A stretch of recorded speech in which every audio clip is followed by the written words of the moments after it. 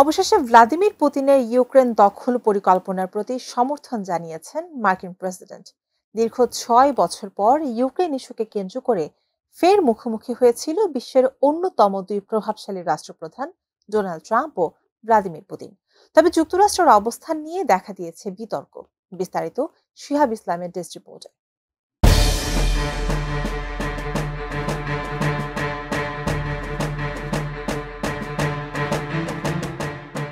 দীর্ঘ বিরতির পর ফের আলোচনায় বসেছিলেন যুক্তরাষ্ট্রের প্রেসিডেন্ট ডোনাল্ড ট্রাম্প ও রুশ প্রেসিডেন্ট ভ্লাদিমির পুতিন।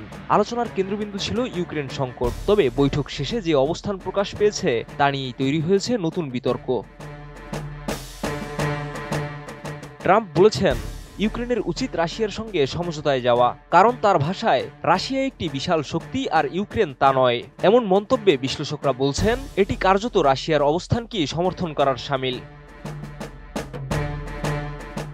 রয়টার্সের এক প্রতিবেদনে জানা যায়, সম্প্রতি আলাস্কার বৈঠকে পুতিন দাবি করেছেন ইউক্রেন যদি দোনেস্ক অঞ্চল ছেড়ে দেয় তবে তিনি যুদ্ধবিরতিতে রাজি। ট্রাম্প সেই প্রস্তাবই ইউক্রেনের প্রেসিডেন্ট ভ্লাদিমির জেলেনস্কির সামনে তুলে ধরেন। তবে জেলেনস্কি স্পষ্টভাবেই তা প্রত্যাখ্যান করেছেন।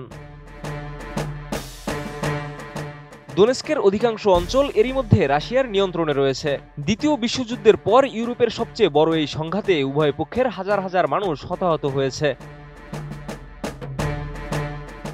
বিশ্বমানের থার্মিক্স রড, সালাম স্টিল থার্মিক্স, দেশের একমাত্র থার্মিক্স রড।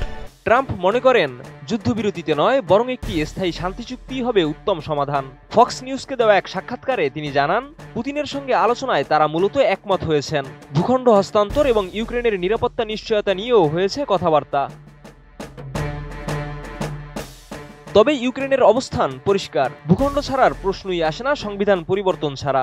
জেলেনস্কি জানিয়েছেন যুদ্ধ পরবর্তী নিরাপত্তা নিশ্চয়তা অপরিহার্য, তবে তা যেন ইউক্রেনের সার্বভৌমত্বকে খর্ব না করে। এদিকে কানাডা, জার্মানি এবং ইউরোপের অন্যান্য দেশ ট্রাম্পের মধ্যস্থতা প্রচেষ্টাকে স্বাগত জানালেও ইউক্রেনের প্রতি সমর্থন অব্যাহত রাখার এবং রাশিয়ার উপর নিষেধাজ্ঞা আরও জোরদার আহ্বান জানিয়েছে। এছাড়া বিশ্লেষকরা বলছেন পুতিনের জন্য এটি এক ধরনের কূটনৈতিক বিজয়, কারণ দীর্ঘ সময় পর ট্রাম্পের মতো পশ্চিমা নেতার সঙ্গে বৈঠক করতে পারা রাশিয়ার অবস্থানকে আন্তর্জাতিক মঞ্চে শক্তিশালী করেছে।